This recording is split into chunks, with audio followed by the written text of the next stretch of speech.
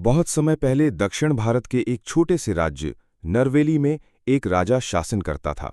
नाम था वीरसेन।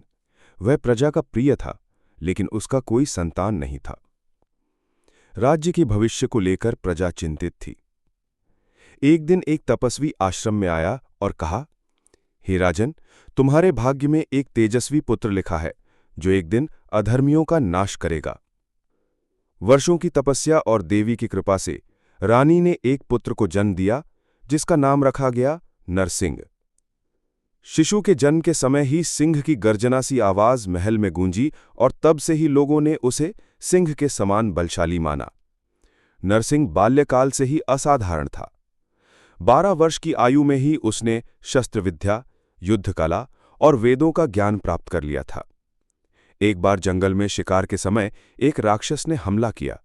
राक्षस ने कई सैनिकों को मार गिराया था, लेकिन नरसिंह ने अकेले ही उसे पराजित किया। उसकी बहादुरी के चर्चे दूर दूर तक फैल गए। गुरुजन उसे कहते, राजकुमार, तुम्हारे भीतर न केवल बल है, बल्कि धर्म की ज्योति भी है। राजा वीरसेन वृद्ध हो चुके थे। उन्होंने नरसिंह को युवराज घोषित कर दिया। तभी सीमावर्ती राज्य मलहट का राजा आदित्यवर्मा, जो अहंकारी और अधर्मी था, नरवेली पर आक्रमण कर देता है। उसने नरवेली की सीमाओं पर अत्याचार किए, गांवों को जलाया और प्रजा को बंदी बना लिया।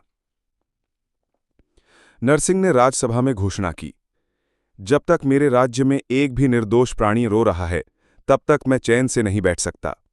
अब युद्ध ही धर्म है। नरसिंह ने सेना का नेतृत्व किया। युद्ध भूमि पर उसने आदित्यवर्मा को ललकारा। युद्ध घमासान हुआ। नरसिंह के हाथों कई शक्तिशाली योद्धा परास्त हुए। अंततः नरसिंह और आदित्यवर्मा आमने सामने आए। नरसिंह ने कहा, तेरा घमंड तुझे विनाश की ओर ले जा रहा है। धर्म के विरुद्ध तलवार उठाने वाले का अंत निश्चित है। दृढ़ता से लड़े गए युद्ध में नरसिंह ने उसे पराजित किया, परंतु मारने के बजाय उसने उसे क्षमा कर धर्म का पाठ पढ़ाया। एक दिन प्रजा दरबार में एक युवती आई। उसका नाम था विमला।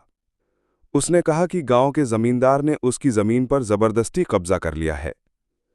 नरसिंह ने तुरंत न्याय किया और स्वयं गांव जाकर विमला को उसकी जमीन लौटाई। यही कारण था कि लोग उसे धर्मरक्षक राजा कहने लगे। एक दिन एक रहस्यमय साधु राज्य में आया और बोला, हे नरसिंह, एक दिन ऐसा आएगा जब तुम धर्म और अधर्म के बीच फंसोगे। उस दिन तुम्हारा निर्णय ही तुम्हारी पहचान बनेगा। यह बात नरसिंह के मन में बैठ गई। कुछ वर्षों बाद नरसिंह ने राज्य को सुव्यवस्थित किया और विकास की नदियां बहाईं, लेकिन उसका मन अब भी कुछ खोया हुआ था। वह हिमालय की ओर प्रस्थान किया और वहां वर्षों तक तपस्या की। साधु संतों से उसने जाना कि सच्चा राजा वह होता है जो त्याग कर सके। उसने आत्मज्ञान प्राप्त किया और राज्य लौट आया। राज्य लौटते समय उसे ज्ञात हुआ कि उसके ही एक सेनापति ने विद्रोह कर दिया है और सत्ता हथियाने का प्रयास कर रहा है। वह सेनापति महाशक्त, एक शक्तिशाली योद्धा था, परंतु भ्रष्ट था। नरसिंह ने उसे चेतावनी दी, लेकिन जब उसने न मानी तो युद्ध हुआ।